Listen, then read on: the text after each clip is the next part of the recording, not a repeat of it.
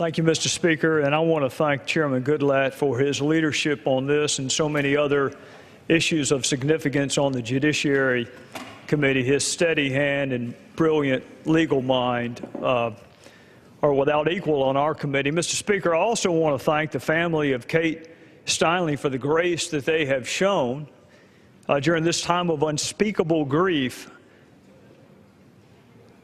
Burying a child, Mr. Speaker, is what each of us who has ever been called mom or dad fears the most. After Trayvon Martin was killed, the president said that could have been my son, Mr. Speaker. And when I see a picture of a beautiful Kate Steinle smiling, that could have been any of our daughters.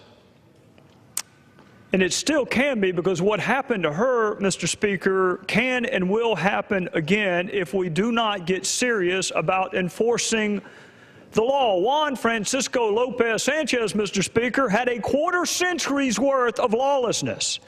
Dating back to 1991, he committed local, state, and federal crimes. He was in 5 separate states, I hasten to add, Mr. Speaker. He was deported 5 times, and each time had so little regard for the law of this country that he re-entered that border that we are supposed to have functional control over.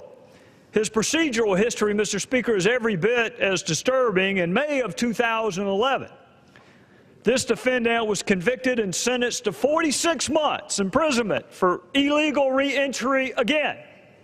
At the conclusion of that sentence, he was released from the Bureau of Prisons to a known sanctuary jurisdiction for the ostensible prosecution of an old drug case. Now, of course, Mr. Speaker, San Francisco did not prosecute that old drug case. They dismissed it, which surprises exactly no one.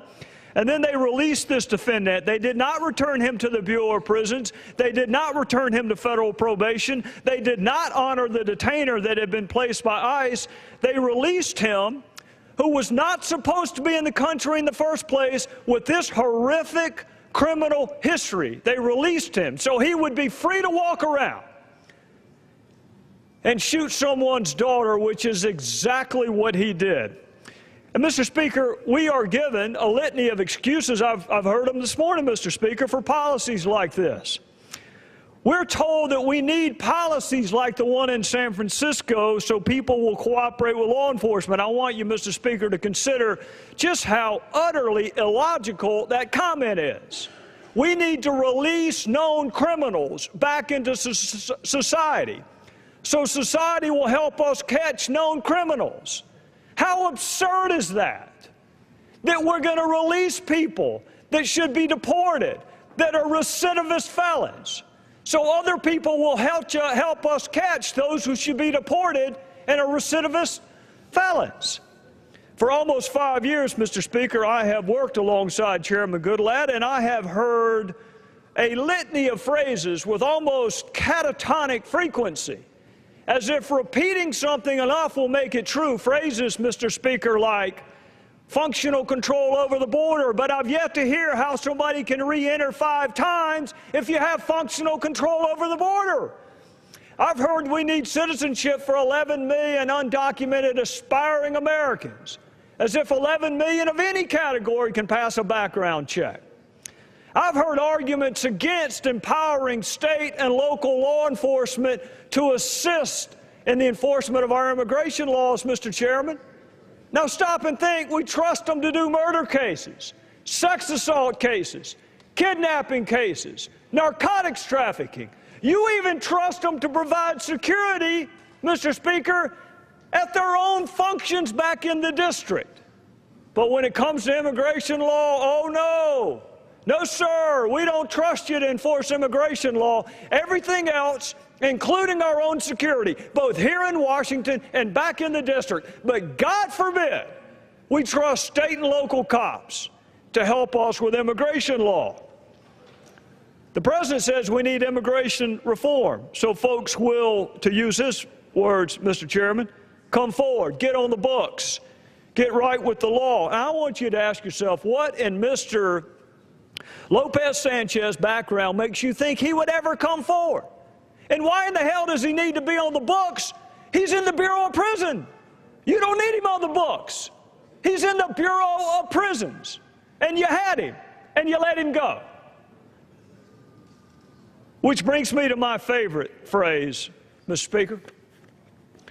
Sanctuary cities. It has almost a utopian sound to it, doesn't it? Well, as the Speaker knows, the definition of sanctuary is a place of refuge or safety. And my question for folks in San Francisco and my colleagues who support this policy is a refuge for whom?